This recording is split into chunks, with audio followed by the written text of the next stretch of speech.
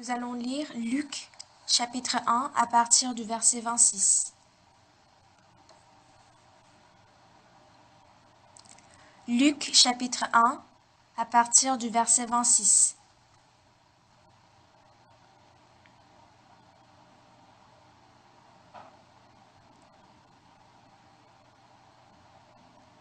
Au 6e mois, l'ange Gabriel fut envoyé par Dieu dans une ville de Galilée appelée Nazareth, auprès d'une vierge fiancée à un homme de la maison de David nommé Joseph.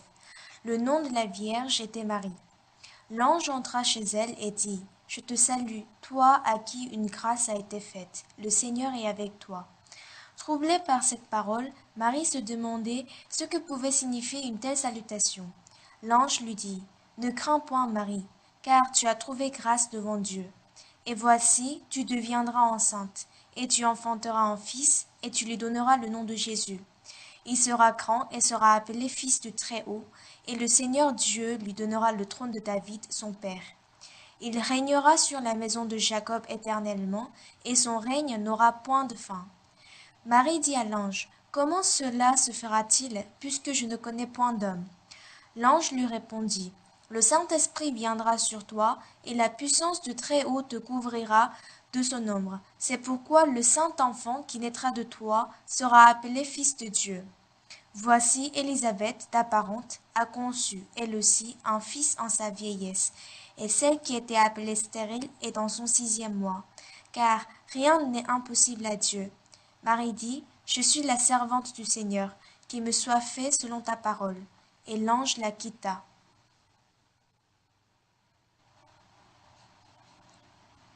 Nous allons lire le verset 38 ensemble. 1, 2, 3. Marie dit, « Je suis la servante du Seigneur, qu'il me soit fait selon ta parole. » Et l'ange la quitta. Bonjour tout le monde. Je devais vous saluer d'abord.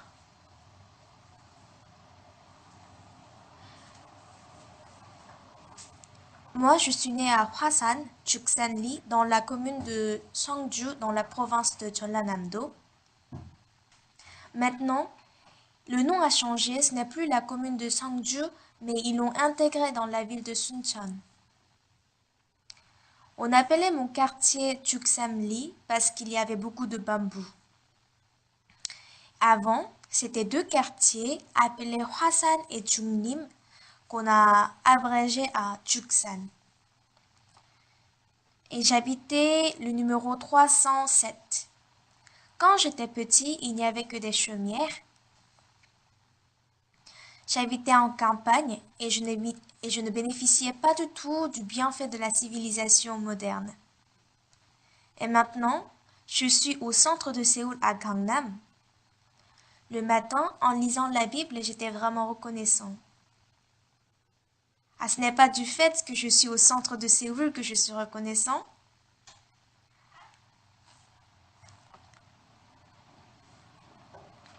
Dans la campagne, je ne savais pas qui était Dieu, je ne savais pas ce qu'était l'église.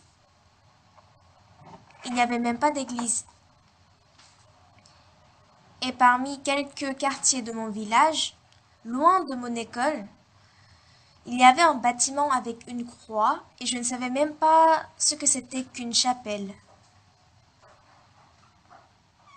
Je ne savais pas ce qu'on faisait dans une chapelle.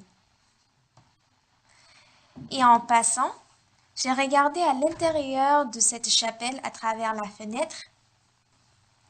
Ce n'était pas lors du culte, juste je voulais savoir ce qu'il y avait à l'intérieur. Moi qui n'avais aucune relation avec Dieu, j'ai reçu le salut, j'ai écouté l'évangile, je suis vraiment reconnaissant. Aujourd'hui, nous avons lu Luc chapitre 1 et il paraît qu'on lit souvent ce chapitre lors de Noël ou lorsqu'on prêche l'évangile. Et c'est ce chapitre-là que nous avons lu ce matin. Et tout à l'heure, le frère Lee a témoigné de son salut. Et quand il était venu pour la première fois, il me parlait et c'était vraiment compliqué pour moi.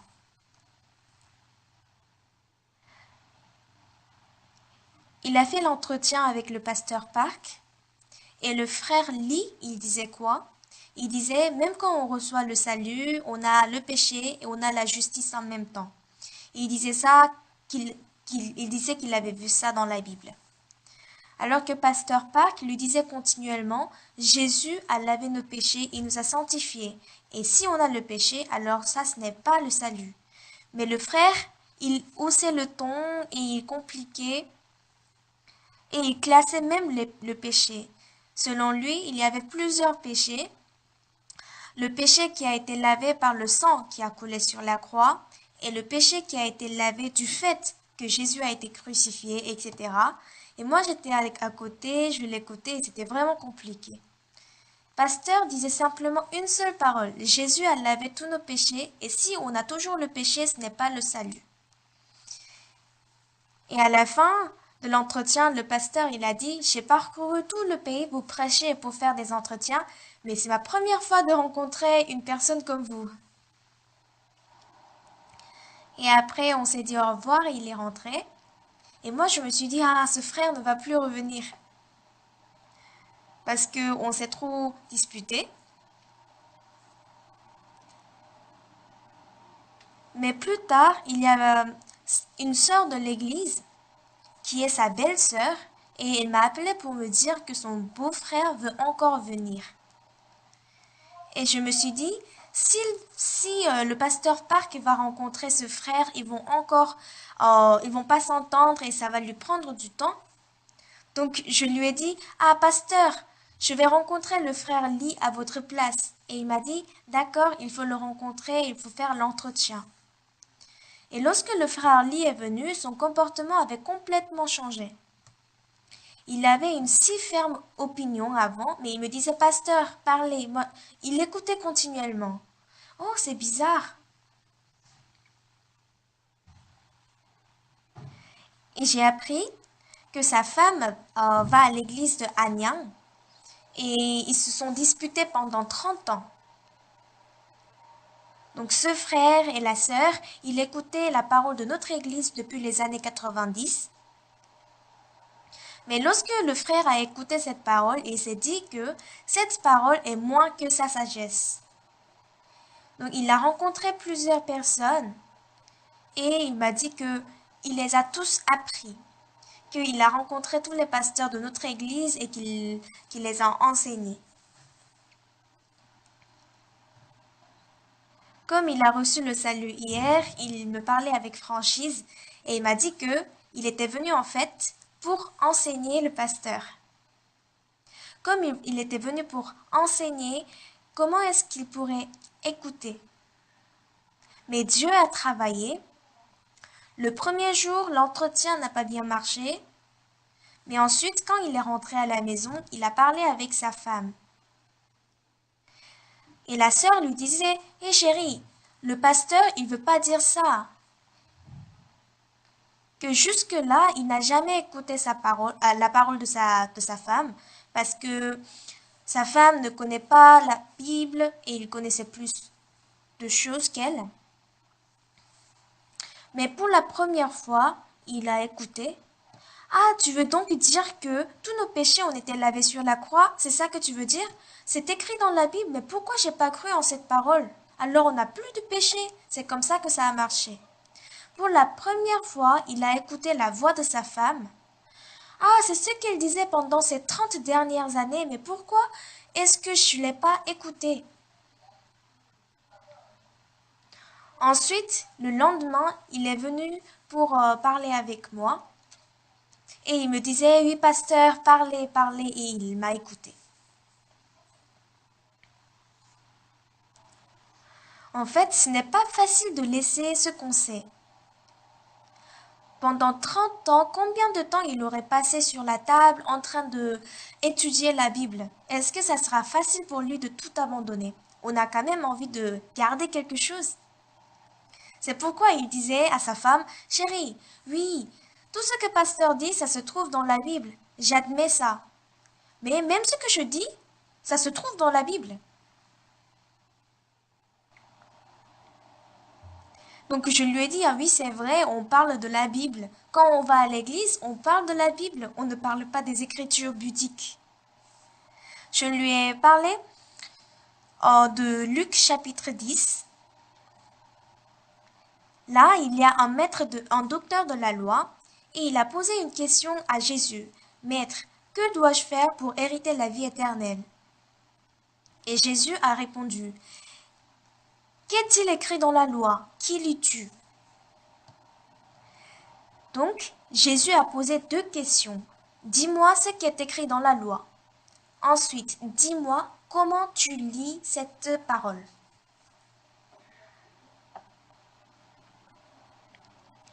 Et ce docteur de la loi a résumé toute la loi en deux. Tu aimeras le Seigneur ton Dieu et ton prochain comme toi-même. Il a répondu exactement. Il a répondu à la question « Qu'est-il écrit dans la loi ?» Parce que ce qui est écrit, c'est pareil, alors on peut le dire.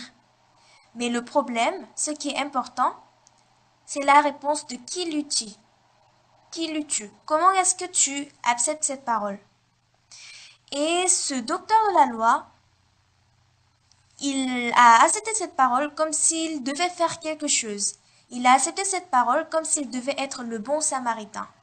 Alors que ce que Jésus veut vraiment dire, c'est que toi, tu n'es pas une personne capable de faire ça. Tu es celui qui a rencontré les brigands. C'est pourquoi je suis venu pour travailler à ta place. Mais ce frère, le frère Lee, comment est-ce qu'il a accepté la parole? Ah, je dois faire quelque chose. Sa réponse à la question « Qu'est-ce qui est écrit dans la loi ?» c'est exact. Mais sa réponse à la question « Comment tu comprends cette parole ?» n'était pas vraie. Alors comme sa manière était erronée, il faut abandonner. Alors si c'est faux, ça ne fait rien d'abandonner, n'est-ce pas? Et il m'a dit, en lisant la Bible jusqu'à maintenant, qu'il n'a jamais pensé de cette manière. Si on veut faire quelque chose par nous-mêmes, nous ne pouvons jamais le voir. Par contre, si nous sommes des gens qui ne peuvent rien faire, la Bible ne parle que de nous. Si nous pouvons faire quelque chose par nous-mêmes, nous ne voyons que la loi dans la Bible. Satan nous trompe sur la question « Qui lis-tu » La raison pour laquelle Jésus est venu, ce n'est pas pour nous demander de faire quelque chose, mais c'est parce que tu ne peux rien faire, alors je suis venu travailler pour toi. C'est pourquoi tu peux te reposer.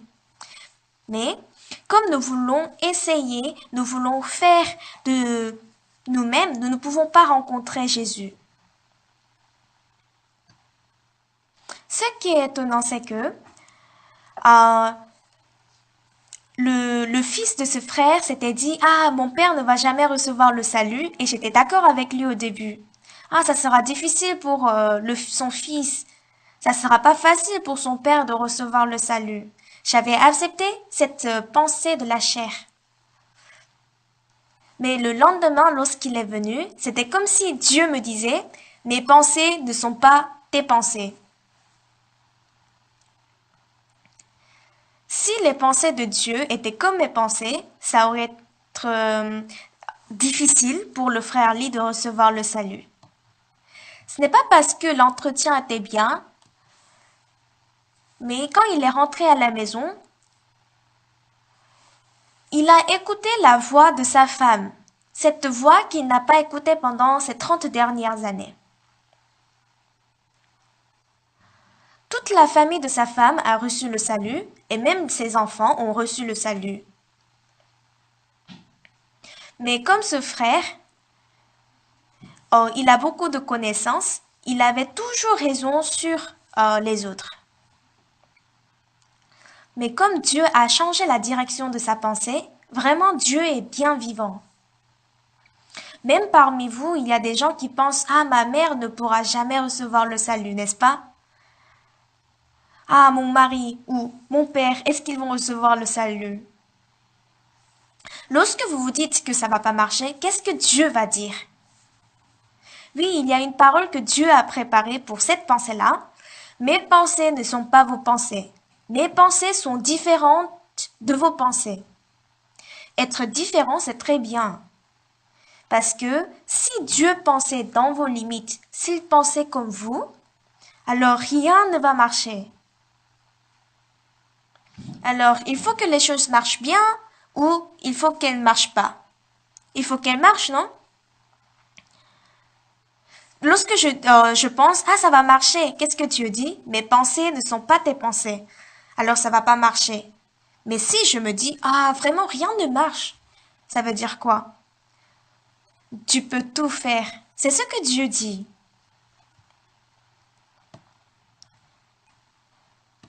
Moi aussi, avant, je me disais, ah, rien ne marche dans ma vie.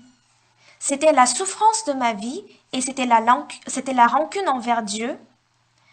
Mais à moi, Dieu me dit que ces pensées ne sont pas mes pensées. Avant, je me disais, alors ça veut dire que Dieu seul a raison, tu me méprises? C'est comme ça que j'ai accepté sa parole, mais c'est une chose vraiment reconnaissante. Même si j'ai des pensées négatives, ou même si je pense que les gens ne vont pas écouter l'évangile, Dieu dit, mais si, ça va marcher. Donc j'étais vraiment reconnaissant pour ça. Ah, ça ne marche pas pour moi, mais ça marche pour vous, Dieu. Dans la Bible, qu'est-ce qui est être selon le cœur de Dieu?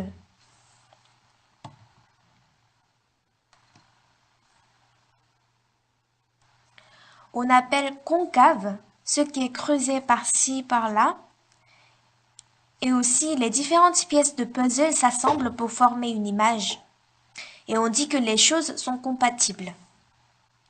Dans la Bible, Jésus a dit, ce ne sont pas ceux qui se portent bien qui ont besoin de médecins, mais les malades. Alors, les médecins, ils doivent rencontrer qui? Les malades. Si les malades se rencontrent, ils n'obtiennent rien. Bien sûr, ils peuvent discuter ensemble de la maladie, mais ça ne guérit pas. Même si les médecins se rencontrent, ils n'ont pas de choses à se dire. Mais lorsque le médecin rencontre le malade, le médecin peut lui expliquer comment être guéri de cette maladie et le malade peut accepter la parole du médecin. C'est compatible. Nous qui ne pouvons rien faire et Jésus qui peut tout faire, lorsque on se rencontre, on devient un. Les aimants ont ce qu'on appelle la polarité. Deux mêmes pôles d'un aimant se repoussent. Jésus est venu pour nous, et si nous aussi nous vivons pour nous, c'est comme repousser Jésus.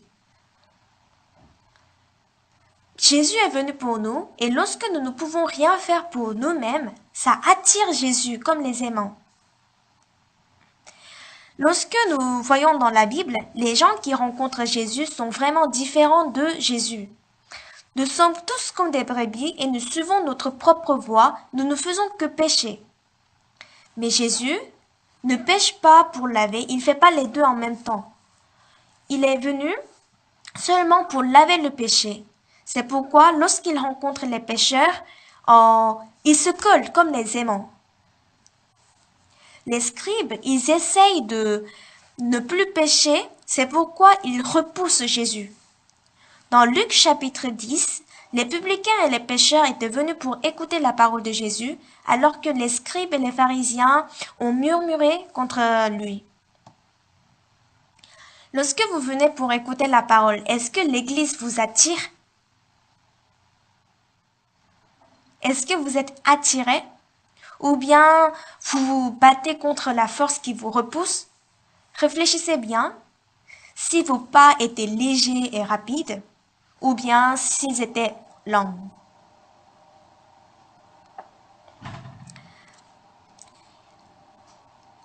Un jour, ils ont fait une expérience. Il s'agissait de retrouver les mots. Il y avait les cartes d'alphabet et ils devaient retrouver les mots, former des mots. Et il y avait deux types de mots. Les mots qui expriment la gaieté et la vivacité, comme enfant, jeune, etc. Et de l'autre, il y avait des mots comme vieux, la fatigue.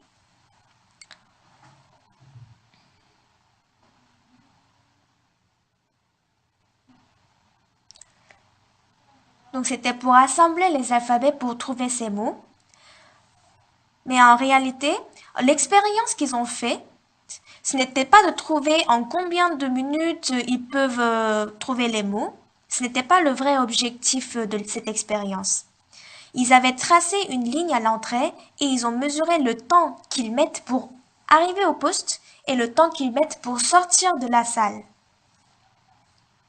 Et les gens qui ont trouvé des mots comme enfant, jeune, leur pas était très rapide. Mais les gens qui ont été en contact des mots comme vieux, fatigue, ils étaient plus lents lorsqu'ils sortaient. Les choses auxquelles nous étions en contact nous influencent. La vitesse du cœur des gens qui sont en contact avec la parole et qui obtiennent la force de Dieu est rapide. Mais lorsqu'on discute avec la pensée, puisque la pensée attire les hommes, lorsqu'on fait quelque chose, on se dit à chaque fois, est-ce que je dois vraiment le faire? S'il y a beaucoup de choses qui nous attirent, s'il y a beaucoup de choses qui sont collées sur nous, ça sera difficile lorsque nous travaillons. Les gens qui sont proches de Dieu, puisque le cœur de Dieu travaille en eux, il y a la force et l'espoir. Nous avons lu Luc chapitre 1 sur la naissance de Jésus. Au 6e mois. Au 6e mois, c'est le 16e mois de la grossesse de Élisabeth, la mère de Jean-Baptiste. Et l'ange Gabriel a été envoyé à Galilée pour voir Marie. Et lorsque j'ai pensé au processus, tout à l'heure je vous ai parlé de la commune de rattachement de ma naissance. Et là, c'est écrit que l'ange Gabriel a été envoyé par Dieu. À qui il était envoyé? Il a été envoyé dans une ville de Galilée appelée Nazareth. Il y avait beaucoup de villes. Et parmi toutes ces villes, l'ange a été envoyé à Nazareth. Et à Nazareth, il y a beaucoup d'habitants. Et parmi tous ces habitants, c'est à un homme de la maison de David. Est-ce qu'il n'y a qu'un seul descendant de David? Il y a beaucoup. Mais parmi tous ces descendants, l'ange a été envoyé auprès de Marie, la fiancée de Joseph. Vous voyez la probabilité? Est-ce que vous connaissez le chiffre? Est-ce que vous connaissez, il y a combien de chiffres sur un ticket de loto? Vous ne savez pas? Donc là-bas, lorsqu'on ajoute un chiffre, la probabilité augmente de façon géométrique. Il y a beaucoup d'églises dans ce monde. Il y a des églises qui ont l'évangile et il y a des églises où l'évangile s'est terni.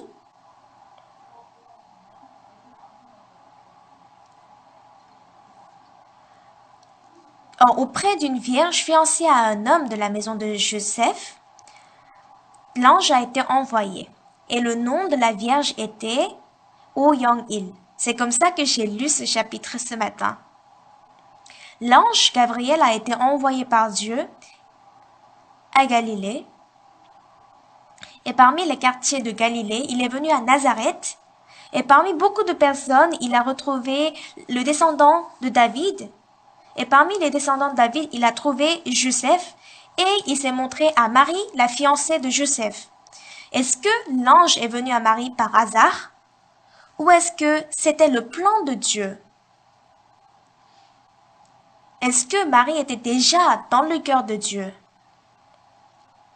Est-ce que c'est par hasard ou c'est par le plan de Dieu? Oui, Marie était déjà dans le plan de Dieu. Comment est-ce que vous avez reçu le salut? il y a des gens qui ont reçu le salut en prime, n'est-ce pas? C'est-à-dire, il y a une personne à côté de vous et il écoutait l'évangile et par hasard, vous aussi, en écoutant, à côté, vous étiez assis et vous avez reçu le salut en plus un. Parmi ces gens, il y a des gens qui pensent que leur vie spirituelle ne marche pas parce que le pasteur ne leur a pas prêché l'évangile en personne. Mais non, c'est pas comme ça. Seulement en apparence, il semble que je suis assis là et j'écoute simplement à côté, mais en fait, c'était pour me prêcher l'évangile. Donc le fait d'avoir reçu le salut, c'était vraiment une reconnaissance pour moi. Vous êtes reconnaissant ou pas? Vous qui êtes assis maintenant dans les fauteuils rouges ce matin, est-ce que vous pouvez les acheter avec de l'argent? Alors vous devez venir au culte plus tôt ou plus tard.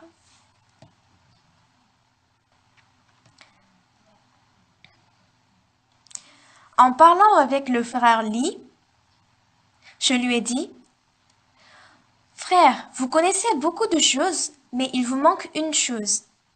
Le cœur vous manque. Nous ne prêchons pas l'évangile à travers les connaissances. L'évangile, c'est le cœur. Dieu, c'est l'amour. Et comment est-ce qu'il manifeste son amour? C'est par Jésus-Christ qu'il a manifesté son amour. Dieu a tant aimé le monde. Dieu m'a tant aimé, moi, Oyang-il, qu'il a donné son Fils unique. À quel point est-ce qu'il nous a aimés? À quel point est-ce qu'il vous a aimé? Au point de donner même son Fils unique, au point de vous sauver contre lui. C'est à ce point-là que Dieu vous a aimé. Cet amour s'est montré par le sang qui a coulé sur la croix. Lorsque je regarde la croix, je ne dois pas simplement me dire que c'est une église. Mais je dois le comprendre comme c'est sur la croix que Dieu a versé tout son amour pour moi. À chaque fois que nous regardons la croix, nous devons être reconnaissants. Il y a un cantique qui dit « J'étais loin de son cœur, j'étais loin de Dieu. » Si je suis en difficulté, si ma vie spirituelle ne marche pas, c'est parce que je suis loin de l'amour de mon Père. Pourquoi est-ce que le fils prodigue est en difficulté? Est-ce que c'est parce que son père ne l'aime plus? Non, c'est parce qu'il a quitté son père. Où est la porcherie? La porcherie n'est pas dans un lieu précis, c'est loin de son père. Loin de son père, c'est la porcherie. Seulement le père est bon et l'homme est méchant. Si on est loin du père,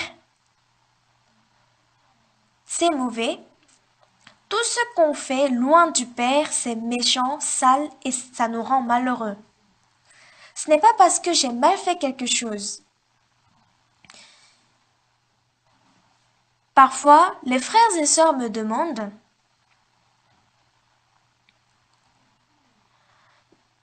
mais lorsque j'écoute ces frères et sœurs, je vois que le travail, ce n'est pas important. À quoi ça sert de bien travailler si on est loin du Père?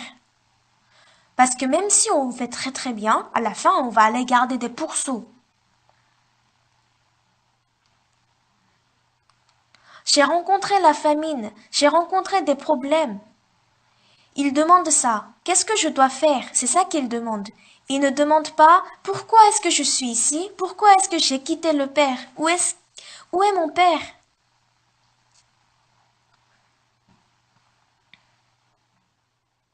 Lorsque je vois le cœur qui a envie de réussir dans un pays lointain, loin de son Père, lorsque je leur dis il faut faire ça, alors à ce moment-là, je suis plus pasteur. Qu'est-ce que je dois leur dire? Je leur dis que tout a échoué. Si vous continuez sur ce chemin, ça vous mène que vers la destruction. Vous essayez de mieux agir, mais il faut revenir vers le Père. Qu'est-ce que c'est revenir vers son Père? C'est la repentance. Je n'apprends pas le zèle ou l'effort, mais j'apprends la repentance. Les gens qui ont quitté le Père, même s'ils s'efforcent, ils ne peuvent qu'errer dans les ténèbres. Mais lorsqu'ils reviennent vers le Père, ils peuvent jouir de tout ce que leur Père possède, quelle que soit leur image. Et j'ai imaginé à l'histoire après Luc chapitre 15. Dans Luc chapitre 15, le fils prodigue revient vers son père et en écoutant les battements de son père, les battements du cœur de son père, son cœur a été connecté au cœur de Dieu. Ah, moi je pensais que, comme j'ai perdu tout son argent, il allait m'insulter, il allait me frapper, il allait crier sur moi. Mais mon père ne peut plus parler, il m'embrasse et il pleure. Est-ce que tu vas bien? Imaginez avec quel cœur le père aurait donné de l'argent à son fils. Lorsque son fils cadet lui a dit « Papa, je veux de l'argent », est-ce qu'il aurait dit « Ok » et il l'aurait donné? Non. Peut-être il aurait dit « Ah, pourquoi tu dis ça? Il faut rester. Si tu prends de l'argent et si tu me quittes, tu ne pourras pas te contrôler. » Mais si le père lui a donné de l'argent, ça veut dire que la conversation ne marche plus. Parce que son cœur est rempli de la confiance en soi et du désir du monde. C'est pourquoi, même si le père l'empêche, ils ne vont que se disputer. C'est pourquoi, avec un cœur amer, que le père lui a tendu l'argent. Est-ce que le père espérait en la réussite de son fils? Non, il savait que son fils allait tout perdre à 100%. Il savait que son fils allait vivre dans la douleur. Mais il ne pouvait rien faire. C'est pourquoi il lui a donné de l'argent. Et lorsque le fils cadet est revenu, il a dit « Ah, merci d'être revenu, merci d'être vivant. » Et pour la première fois, le fils prodigue a compris le cœur de son père. Qui est-ce que le fils aurait détesté le plus? C'est lui-même. Ah, pendant que je vivais en me faisant confiance, mon père aurait vécu dans la souffrance. Ah, moi, sale gosse, ou méchant fils que je suis. Et il a découvert le cœur de son père. Il avait un grand frère et il travaillait avec zèle chez son père. Et comme le fils prodigue est revenu, il y avait la fête à la maison. Et où est-ce que le fils aîné était?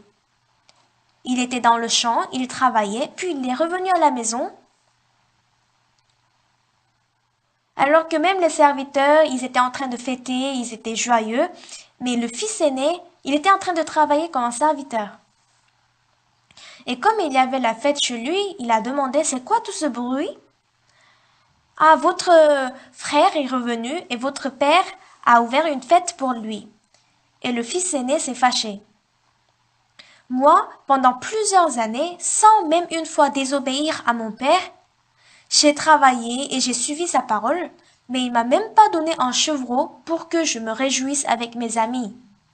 Et pour un ingrat comme lui, qui a perdu tout le bien de mon père tue le beau gras. Est-ce que vous pouvez comprendre?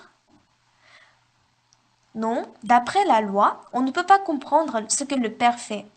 Parce que on doit lapider le fils cadet.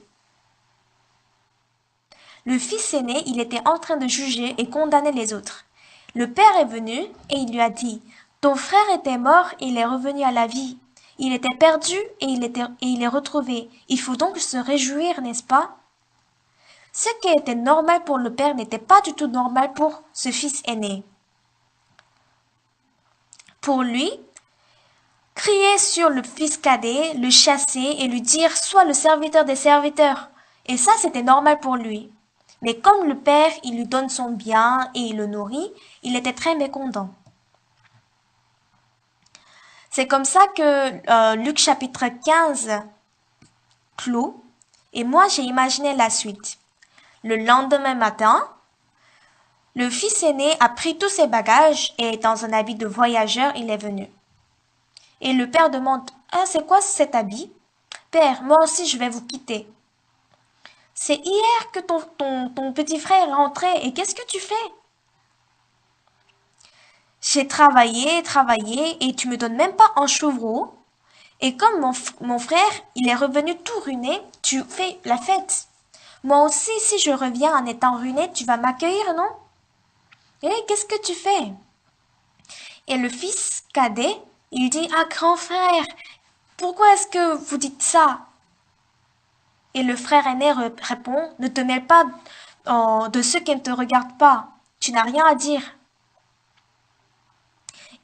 Et le fils et le petit frère, il dit, ah, grand frère, tu peux crier sur moi, tu peux me taper lorsque le père n'est pas là, mais tu vois que notre père, il est âgé, il est vieux, il faut pas qu'on le fatigue.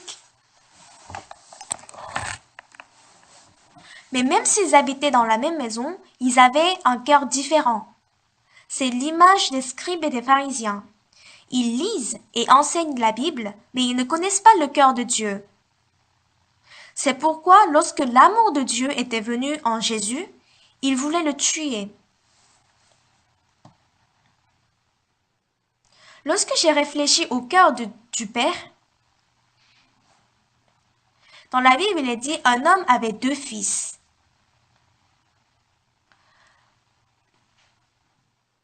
Ici, on parle du cœur de Dieu. Le fils prodigue, c'est le pécheur qui a quitté Dieu. Et moi, j'ai réfléchi à un homme. Après le départ de son grand frère, le fils cadet servait son père de tout son cœur. Il s'est marié et il a eu des enfants. Et disons qu'il a eu 2 fils.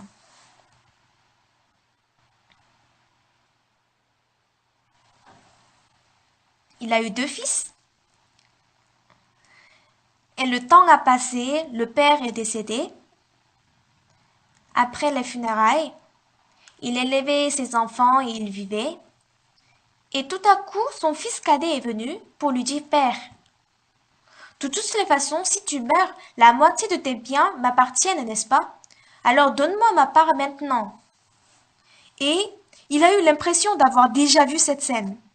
Parce que c'est ça qu'il avait dit à son père avant. Et lui aussi, il sait qu'il ne doit pas donner la part à son fils.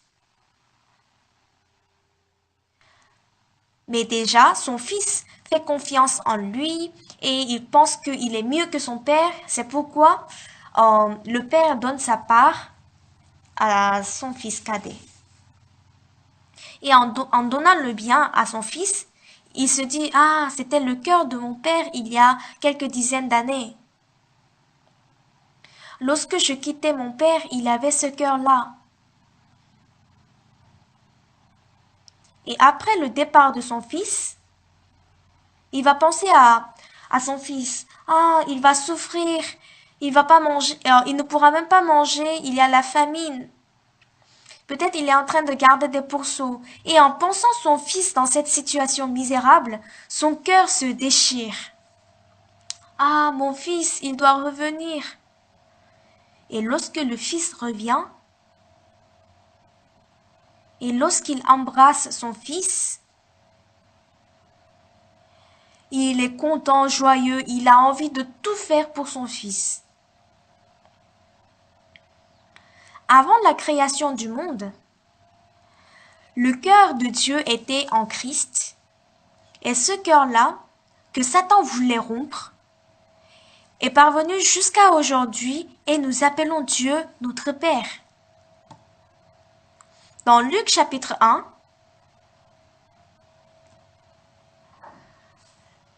il est écrit « Le nom de la Vierge était Marie. Son nom était Oyang-il. » Dieu, pourquoi c'était moi? Dans mon village, j'ai beaucoup d'amis et dans mon quartier, il n'y avait même pas d'église. Je ne savais même pas qui était Dieu, je n'allais pas à l'église. Mais comment est-ce que j'ai reçu le salut? Je suis devenu pasteur et je suis guidé dans une église véritable. On va voir verset 28. L'ange entra chez elle. Elle, c'est Marie, n'est-ce pas? L'ange est entré dans la maison de Marie et il a dit, « Je te salue, toi à qui une grâce a été faite. Le Seigneur est avec toi. » Et lorsque je vous saluais, je vous ai dit, « Ah, merci d'être venu. » Mais en fait, je voulais vous dire, « Je vous salue, vous à qui une grâce a été faite. » N'est-ce pas? Le Seigneur est avec vous. Dieu a choisi Marie, l'ange est entré chez elle, et dès qu'il l'a vue, la première chose qu'il a dite, « Je te salue, toi qui as une grâce, à toi à qui une grâce a été faite. » Marie n'a rien fait. Marie ne sait même pas ce qui lui arrive. Le Seigneur est avec toi. Verset 29. Troublée par cette parole, Marie se demandait ce qui pouvait signifier une telle salutation. Qu'est-ce que ça veut dire? À qui une grâce a été faite? C'est quoi une grâce? Elle ne savait pas. Le Seigneur est avec toi. Elle ne comprenait pas. Pourquoi une telle salutation? Verset 30. L'ange lui dit, « Ne crains point Marie, car tu as trouvé grâce devant Dieu. Tu enfanteras un fils et tu l'appelleras Jésus. Son fils s'appellera Jésus, celui qui va sauver son peuple du péché. » Verset 32. Il sera grand et sera appelé fils du Très-Haut, et le Seigneur lui donnera le trône de David, son père. Il régnera sur la maison de Jacob éternellement, et son règne n'aura point de fin. 34. Nous allons lire verset 34 ensemble. Marie dit à l'ange, « Comment cela se fera-t-il, puisque je ne connais point d'homme? » Marie ne connaissait rien. L'ange Gabriel est venu pour lui dire qu'une grâce lui a été faite et que le Seigneur est avec elle et qu'elle va enfanter un fils. Mais Marie lui dit, « Comment est-ce que cela est possible? Je ne connais point d'homme. » C'est pas possible. C'est la parole de Marie. Versets 29, 34 et 38. Au début, elle s'est demandé, mais pourquoi une telle salutation? Et lorsque l'ange lui a dit, tu vas avoir un fils, elle a dit, je ne connais point d'homme. Ça, ce sont des réactions qui résultent de sa propre compréhension. À chaque fois qu'elle entend la promesse de Dieu, elle dit, mais qu'est-ce que ça veut dire? Je ne connais point d'homme. Et continuellement, le dialogue continue. En verset 35, l'ange lui répondit, le Saint-Esprit viendra sur toi et la puissance de Très-Haut te couvrira de son ombre. C'est pourquoi le saint enfant qui naîtra de toi sera appelé Fils de Dieu.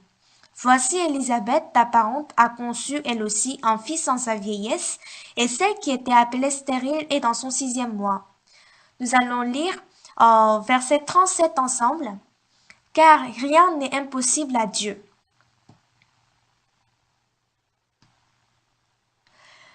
La parole de Dieu qui a été donnée à Marie à travers l'ange Gabriel voulait dire, c'est pas toi qui dois faire. Moi qui t'ai dit cela vais accomplir. La puissance de Très-Haut te couvrira de son ombre. Et la promesse va s'accomplir. Au début, à l'église primitive, il y avait le travail du Saint-Esprit. Et avant cela, il y avait quelle promesse? Vous recevrez une puissance, le Saint-Esprit survenant sur vous, et vous serez mes témoins à Jérusalem, dans toute la Judée, dans la Samarie et jusqu'aux extrémités de la terre. Si le Saint-Esprit survient sur vous. Est-ce que le Saint-Esprit est survenu sur vous? Oui. Le Saint-Esprit est survenu sur Marie, et la puissance de Très-Haut l'a couvert. Je te salue, toi à qui une grâce a été faite. Ce n'est pas à moi de faire quelque chose, mais c'est la parole de Dieu qui est avec moi. C'est cette puissance qui me couvre, c'est cette puissance qui accomplit la promesse. Lorsque nous entendons la parole de Dieu, comment est-ce qu'on doit réagir? On doit faire comme le verset 38, n'est-ce pas? Nous allons lire le verset 38 ensemble. Je suis la servante du Seigneur, qu'il me soit fait selon ta parole. Marie dit, je suis la servante du Seigneur, qu'il me soit fait selon ta parole. Quelle salutation est... Mais comment est-ce que c'est possible? Mais en écoutant continuellement la parole, elle répond, qu'il me soit fait selon ta parole. C'est ça le cœur de la personne qui reçoit la parole. Si c'est la parole du Seigneur, alors ce sera fait selon ta parole. À qui? À moi, à qui la parole a été donnée. Vous vous rappelez du message de Nouvel An? Je t'ai établi pour être la lumière des nations, pour porter le salut jusqu'aux extrémités de la terre. Alors comment est-ce que nous devons répondre? Je suis la servante du Seigneur, qu'il me soit fait selon ta parole. Mais moi, je suis un homme, alors je suis le servant du Seigneur, qu'il me soit fait selon ta parole. Nous sommes qui? Nous acceptons simplement. C'est comme un vase vide qui accepte. Il n'y a rien là-dedans. Si quelque chose vient du ciel, c'est pas à moi d'élever le vase jusqu'au milieu pour recevoir, mais ce qui vient du ciel doit être reçu du plus bas. Nous disons Amen et nous acceptons. Marie a accepté la parole de Dieu et il a conçu Jésus. Nous aussi, on a conçu Jésus et nous avons accepté cette parole dans la vie. Nous ne disons pas, ah, ma pensée, la situation, ça va pas marcher. Mais nous disons, de qui est cette parole? La parole de Dieu est toute puissante. Si c'est la parole qui vient de la bouche de Dieu, alors nous disons Amen et nous acceptons quelle que soit la situation. Dans Genèse, nous voyons Adam et Ève. Le serpent, il va voir qui? Il va voir Ève. Nous allons voir Genèse chapitre 3. Genèse chapitre 3 du verset 1 au verset 6.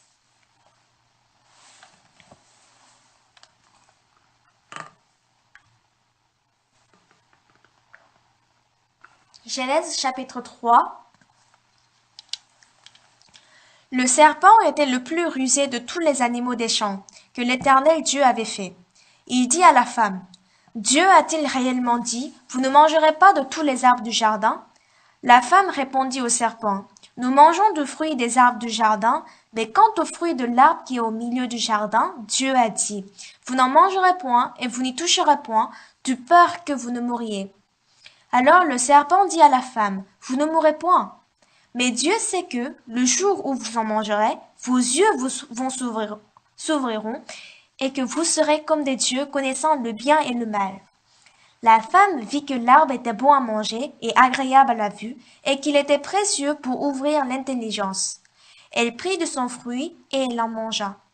Elle en donna aussi à son mari qui était auprès d'elle, et il en mangea.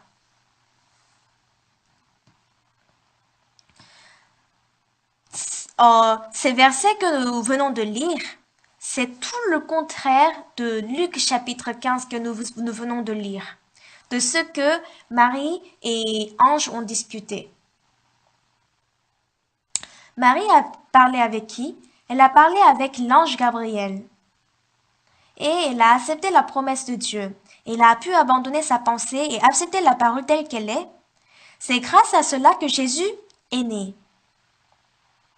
Dans Genèse chapitre 3, Ève parle avec le serpent et elle conçoit le péché parce qu'elle parle continuellement avec le serpent, Satan. Et lorsque le serpent est allé voir Ève, elle était seule. Elle n'était pas avec Adam. C'est pourquoi on doit être prudent lorsqu'on est seul. Adam n'était pas là. Adam avait écouté la parole précisément. C'est Adam que le serpent voulait tromper, mais puisque Adam, il a écouté la parole directement de Dieu, oh, il pouvait contredire fortement. C'est pourquoi il a changé de cible. Il est allé voir Ève lorsqu'elle était seule. Si Adam était là, il aurait dit non, c'est pas possible. Dieu a dit qu'on va mourir. Mais Ève, elle a entendu à travers Adam et non pas directement de Dieu. Parce que lorsque Dieu disait cette parole à Adam, Ève n'était pas encore créée. Et lorsque le serpent a commencé à poser des questions, il a vu que ce n'était pas clair dans le cœur d'Ève. Et il disait, quant au fruit de l'arbre qui est au milieu du jardin, Dieu a dit, vous n'en mangerez point et vous n'y toucherez point, de peur que vous ne mouriez. Et là, qu'est-ce qui est erroné ici? L'arbre qui est au milieu du jardin, c'est faux, n'est-ce pas? Parce que Dieu a dit, c'est l'arbre de la connaissance du bien et du mal. Et au milieu du jardin, il y avait 2 arbres. Ne point toucher et ne point manger, ça n'existe pas. De peur que vous ne mouriez, ça veut dire que on peut mourir ou on peut vivre. Donc là, rien n'est exact. C'est pourquoi le serpent dit à la femme, non, vous ne mourrez pas, vous ne mourrez point. Mais Dieu sait que le jour où vous en mangerez, vos yeux s'ouvriront et que vous serez comme des dieux, connaissant le bien et le mal. Comme lorsque le Saint-Esprit et la puissance vous couvrent, tout marche selon le pouvoir de Dieu. Alors si tu manges ça, tu deviens comme Dieu. Et vous savez ce qu'elle a répondu? Je suis la servante du Seigneur, qu'il me soit fait selon ta parole. C'est ça qu'elle a dit, n'est-ce pas? Donc elle a cueilli et elle a mangé le fruit. Dieu a donné à tous ceux qui croient au nom de Jésus le pouvoir de devenir ses enfants. Les gens qui croient en son nom. Les gens qui acceptent la parole et qui croient en cette parole. Cependant, aux gens qui croient en leurs pensées, Dieu leur a donné le pouvoir de devenir les enfants de Satan. Si j'ai reçu le salut, même si j'ai reçu le salut, si j'ai toujours mes pensées, ce que je fais, c'est le travail de Satan. Mais j'ai reçu le salut, je ne suis pas serviteur de Satan.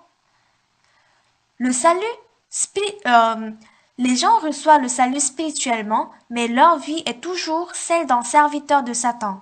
Dans leur cœur, il n'y a pas de parole, il n'y a que la situation. Leur cœur est rempli des pensées qui résultent de la situation.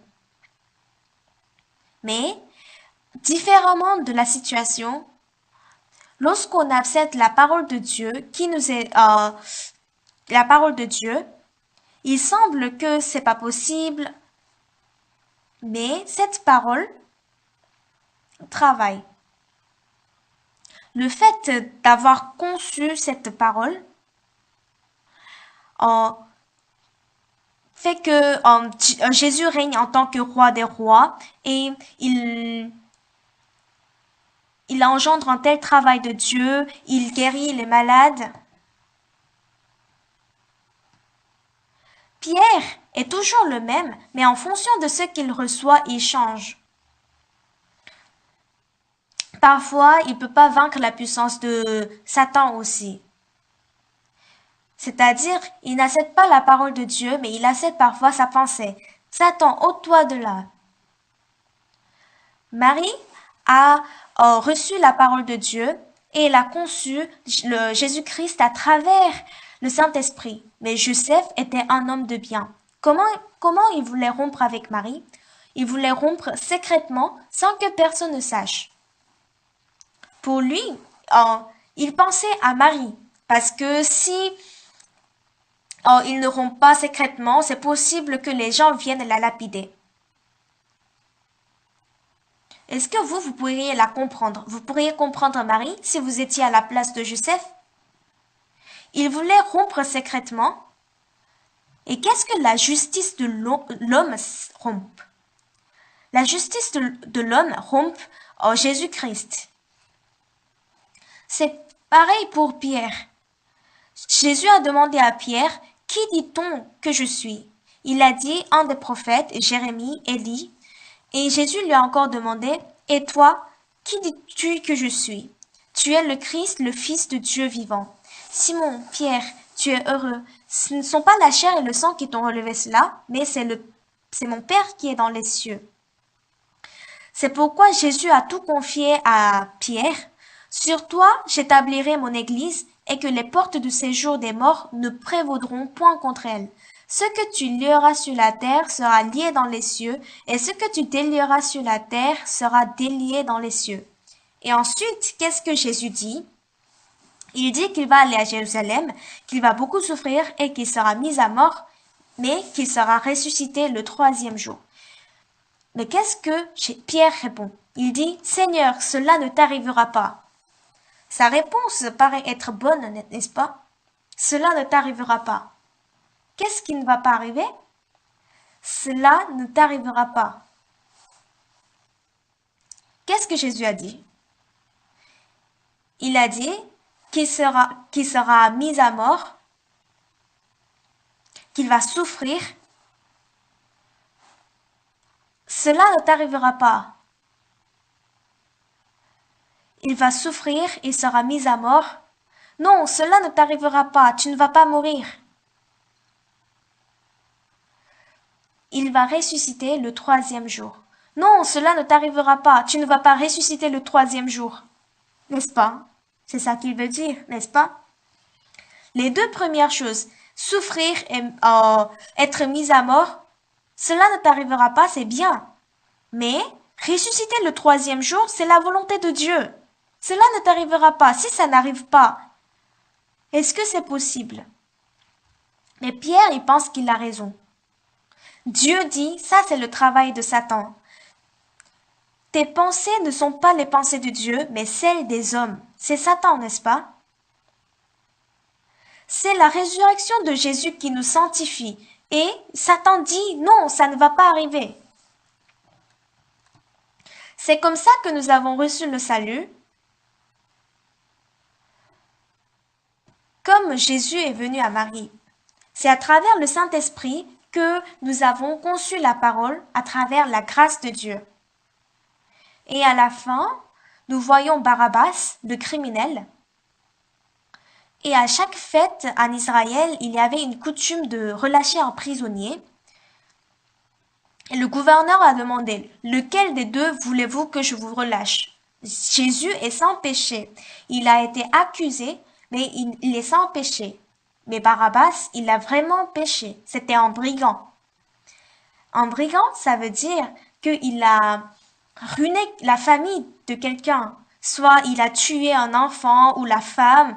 Il y a des gens qui ont souffert à cause de lui. Mais lorsque le gouverneur a demandé lequel des deux voulez-vous que je vous relâche, ils ont répondu relâchez Barabbas et crucifiez Jésus. Les gens disaient ça en haute voix. Mais qu'est-ce que Jésus a fait? Barabbas, il a bien péché. Mais comment est-ce que les gens disent de relâcher Barabbas? Alors, qu'est-ce que je vais faire de Jésus? Crucifiez-le, crucifiez-le. Vous pensez que c'est quelque chose qui s'est arrivé il y a 2000 ans? Même maintenant, ça se passe en nous. La parole de Dieu nous arrive, mais nous crucifions cette parole et nous suivons les pensées qui nous avaient fait du mal.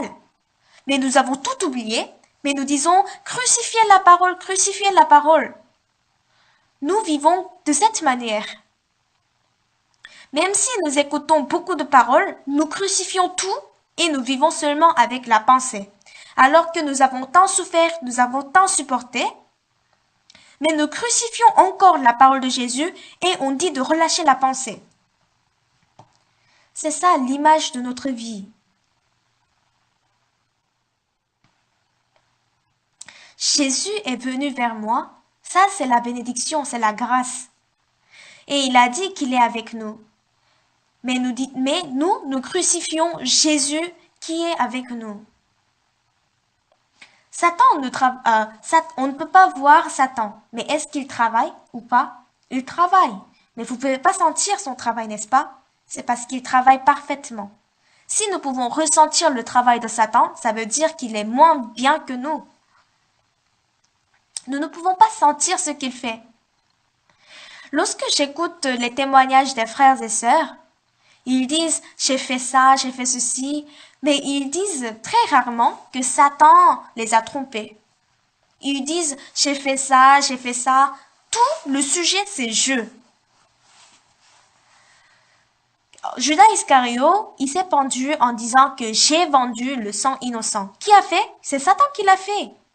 C'est Satan qui lui a donné cette pensée, il l'a acceptée. C'est parce que j'ai accepté cette pensée que je suis entraînée par Satan, mais je ne peux pas en sortir de ça. C'est comme un poisson qui a avalé l'hameçon. Est-ce que je peux me libérer de ça? Non, je ne peux pas. Sauvez-moi. Ah, ça marche pas. Peut-être que Dieu ne m'aime pas. Peut-être que Dieu n'est pas avec moi. Alors que Dieu a dit, je suis avec toi, le Seigneur est avec toi, mais nous on dit, le Seigneur n'est pas avec moi. Et nous crucifions la pensée, nous crucifions la parole et nous relâchons la pensée. C'est comme ça que nous passons le temps. Dieu nous a donné Jésus. Parmi beaucoup de gens dans le monde, il nous a donné Jésus. Et à Moïse, Dieu a donné une verge. Tu feras des signes avec cette verge. C'est quoi cette verge? C'était la parole de Dieu. Et lorsque Moïse a jeté la verge devant les Égyptiens, cette verge a été transformée en le serpent. Et même les magiciens d'Égypte ont fait des serpents. Et lorsque ces deux serpents se sont rencontrés, qu'est-ce qui s'est passé? La verge de Moïse a avalé, a englouti le serpent des magiciens. Lorsque nous avons un problème qui est la situation et qu'il y a la parole de Dieu, qu'est-ce qui se passe? La parole engloutit la situation, n'est-ce pas? Oui, ça avale, ça engloutit la situation. Et lorsque Dieu donnait la verge à Moïse, il a dit, tu feras des signes avec cette verge. Nous allons lire ce passage. On va voir Exode chapitre 4. Exode chapitre 4.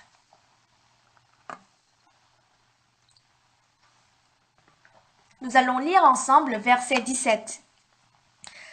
Prends dans ta main cette verge avec laquelle tu feras des signes. C'est comme une baguette magique. Dieu lui a donné la verge. Et avec cette verge, Moïse a fendu la mer Rouge. Ça semblait être bloqué et impossible, mais cette verge de la promesse a fendu la mer Rouge.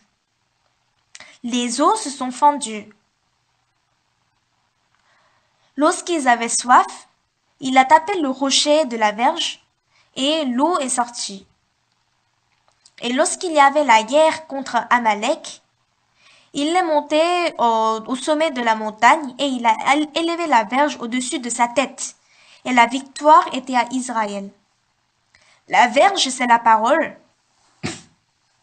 Et lorsque la parole est au-dessus de ma tête, au-dessus de ma pensée, c'est la victoire. Mais lorsque ma pensée est au-dessus de la verge, c'est la défaite. Il suffit simplement d'ajuster le niveau. Qu'est-ce qu'on doit mettre au-dessus? C'est la parole qu'on doit mettre au-dessus. Lorsque je vois la vie de Pasteur Park, il met la parole en dessus de tout. Quelle que soit la situation, il lit la Bible et il pose la Bible au-dessus de tout. Et tout se calme. Est-ce que vous avez la parole? Est-ce que Jésus est dans votre cœur? Oh, il paraît que Jésus n'est pas en moi. Mais qu'est-ce que la parole dit? Je suis avec toi. Cette parole est déjà conçue en nous. Jésus est né Et à travers Jésus, les tempêtes se sont calmées et le malade depuis 38 ans a reçu la guérison. Comme Jésus est venu à Marie, ce qui est reconnaissant, c'est que moi, je n'ai pas les capacités, mais Jésus est venu vers moi. Jésus est allé vers qui? À Samarie, il y avait une femme qui avait 6 maris.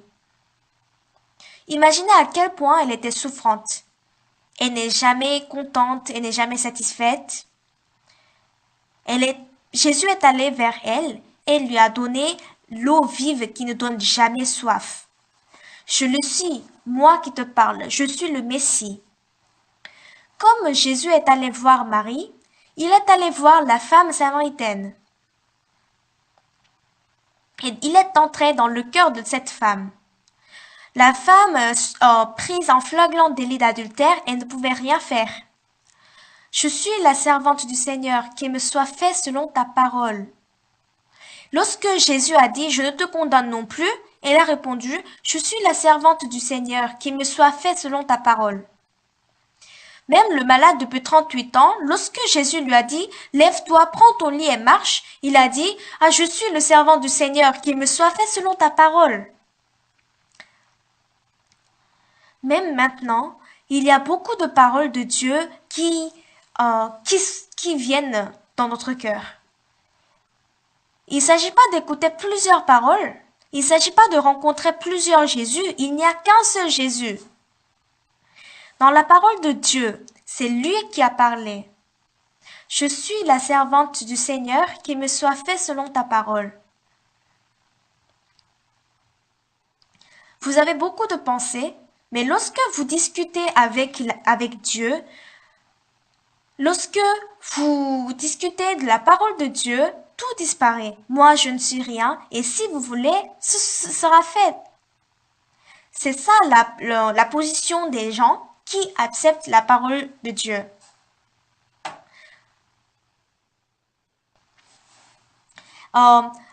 Ève, elle a accepté la parole de Satan. Elle a dit, ah, je suis ta servante, qu'il me soit fait selon ta parole. Mais nous, Dieu est venu vers nous et nous sommes devenus un. Nous ne pouvons pas être unis avec la pensée. La chair pense, mais vous n'êtes pas esclave de la chair. Vous pouvez, même votre chair peut être utilisée comme l'arme de la justice.